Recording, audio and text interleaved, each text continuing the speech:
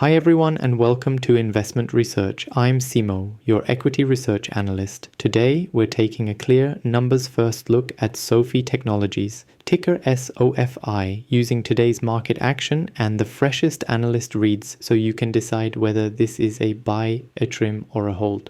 I'll start with the market snapshot, walk through what actually moved in the Q3 print, compare how other firms are reading the quarter, explain the valuation implications, and finish with a short, practical playbook you can use right now. First, market snapshot and price action. As of today, SoFi trades around $28.56 with roughly 36 million shares changing hands, down about 1.5% on the session after opening near $29.69, peaking near $29.86 and testing a low near $28.50.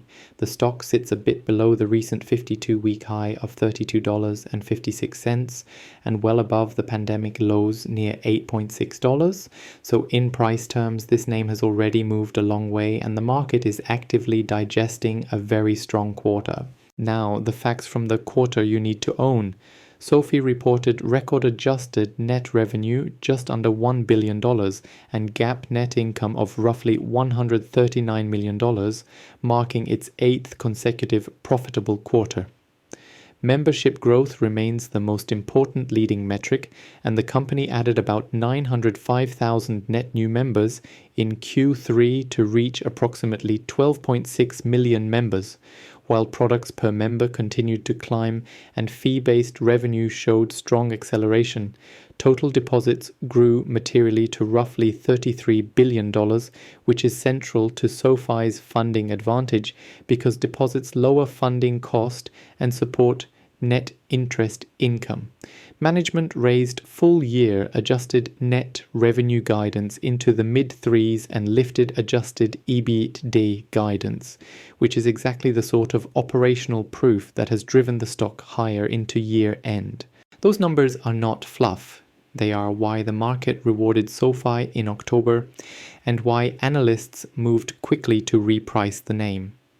What other firms and analysts are saying matters because the street is split and that creates both risk and opportunity. Several boutiques and bank research desks turned more constructive after the print. Needham raised its target into the mid-30s and Citigroup upgraded its target to $37 as they leaned into the combination of deposit growth, fee revenue acceleration, and the recurring platform businesses. At the same time, consensus coverage remains mixed. Aggregator services still show a median or mean price target below today's trade, which means the market has priced in outcomes that some analysts still view as optimistic. That dispersion is important because it tells you the stock will be driven by execution beats or misses rather than by a slow grind higher. Let's talk economics and why the quarter matters beyond the headline. SoFi's story has been a deliberate shift from a refinance fintech into a diversified digital bank plus platform business. That shift is working in two ways. First, deposits provide cheaper funding and let the company grow loans and net interest income without heavy securitization or wholesale dependence. Second, the technology platform business and fee lines are scaling, which reduces single product concentration risk and increases revenue durability. In Q3, the mix shift showed up in expanding adjusted EBITDA margins and a meaningful increase in fee-based revenue, both of which are the structural levers that turn high growth into sustainable earnings. If the company can sustain high product attach and keep deposit costs low while preserving credit quality, the premium multiple the market assigns today is supportable. But don't mistake optimism for no risk. The three biggest risk vectors are valuation sensitivity, funding dynamics, and macro/credit exposure. First, valuation.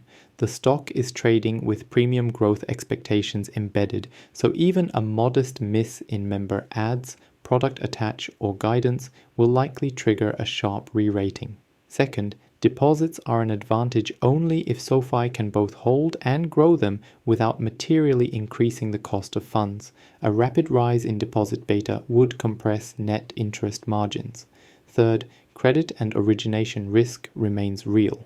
Loans are still sensitive to macro conditions, and a weakening in consumer credit could pressure originations and increase provisions. Finally, regulatory and competitive intensity are non-trivial and could raise costs over time. Keep those risks front and center. So, what should an investor actually do with this information? Here's a practical, disciplined playbook.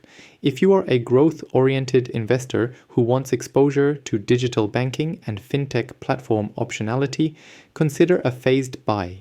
Initiate a small starter position now, ideally 1/3 of your target size, and plan to add into confirmed durability signals such as sustained deposit inflows, repeated high product attach in subsequent quarters, or another guidance raise.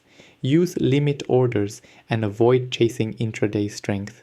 If you trade options, remember earnings and guidance windows will spike implied volatility.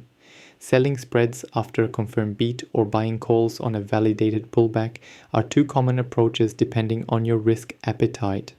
Conversely, if you are a value or risk-averse investor, this is a hold or trim zone until multiple compressors or management demonstrates consistent multi-quarter acceleration in fee and platform revenue. Keep position sizing modest because of valuation sensitivity. Finally, the things I will be watching over the next 60 to 90 days that will materially change my view. 1. Short-term deposit trends and deposit cost commentary. 2. Product attach per member and whether fee revenue continues to scale as a percent of total revenue. 3. Net interest margin and loan originations. If NIM holds or expands while originations grow, that's the cleanest path to justify multiples. 4. Any sign of elevated credit losses or deterioration in credit metrics. 5. Capital allocation moves such as buybacks, special dividends, or M&A that could change the earnings per share calculus. If you want a number frame, my base case today values SoFi in the mid-20s to low 30s over the next 12 months if execution is in line with guidance, while the upside to the mid-30s or higher requires continued guidance upgrades and durable fee revenue scaling. The downside to the low 20s becomes likely if deposits weaken or credit trends worsen. That is my read on SoFi as of today.